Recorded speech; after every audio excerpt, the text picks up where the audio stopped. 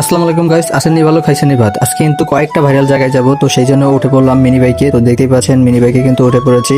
আর আমাদের এখানে যে রাস্তাটা, এই রাস্তাটা কিন্তু খুবই সুন্দর, সেটা কিন্তু আপনারা অবশ্যই জানেন। তবে সম্পূর্ণ ভিডিও না দেখলে কিন্তু আপনারা বুঝতে পারবেন না আসলে আজকে কোথায় যাব, কি কি করব। তো সম্পূর্ণ ভিডিও দেখুন, তাহলে কিন্তু বুঝতে পারবেন। আর স্কিপ না করে দেখুন, তাহলে সম্পূর্ণটাই বুঝতে পারবেন যে আসলে কোথায় যাব আর কি করব। তো মিনি বাইকটা কিন্তু মামা খুব স্পিডে চালাচ্ছিল, এই জন্য কিন্তু আমি খুব শীঘ্রই পৌঁছে যাই। অতঃপর বাজারে পৌঁছাতে না পৌঁছাতেই বন্ধু দেখি একটা কোচো কিনে নিয়েছে। আর এই কোচো কিন্তু নানান কাজে ব্যবহার করা হয়, সেটা কিন্তু আপনারা অবশ্যই জেনে থাকবেন, এটা আর বলতে হবে না আমার। তবে এই কচুটা কিন্তু আমার বন্ধু খাওয়ার জন্য কিনেছে, আপনারা উল্টাপাল্টা চিন্তা ভাবনা করবেন না। তবে আপনাদেরকে একটা জিনিস জানানো খুবই প্রয়োজন, কারণ আমার এই বন্ধু কিন্তু কচুর ব্যাপারই। আর আপনাদের যদি কচু লেগে থাকে অবশ্যই এই ভিডিওর কমেন্ট বক্সে জানিয়ে যাবেন, তাহলে কিন্তু আমার এই বন্ধু আপনাকে কচু হোম ডেলিভারি করে দিবে। তো আপনারা অবশ্যই কমেন্ট করতে ভুলবেন না। আর বিশেষ করে এই কচু যে হোম ডেলিভারি নেবে তার জন্য কিন্তু 50% ছাড় আছে, আমার বন্ধু কিন্তু এটা নিজেই বলে দিয়েছে। আর বন্ধু কিন্তু কচু রাখার জন্য যাচ্ছে এখন গোডাউনে, আর গোডাউন ছাড়া কিন্তু কচু বাজারজাত করতে পারবে না। তো এই জন্য অসম্ভব সুন্দর একটা গোডাউন নিয়েছে, আপনারা কিন্তু অবশ্যই দেখতে পারবেন। তো এখন সম্পূর্ণ ভিডিওর সাথেই থাকুন। তো আমরা কিন্তু সেই গোডাউনের কাছাকাছি চলে এসেছি, দেখতে পাচ্ছেন বন্ধু কিন্তু এখনই গোডাউনে ঢুকে যাবে।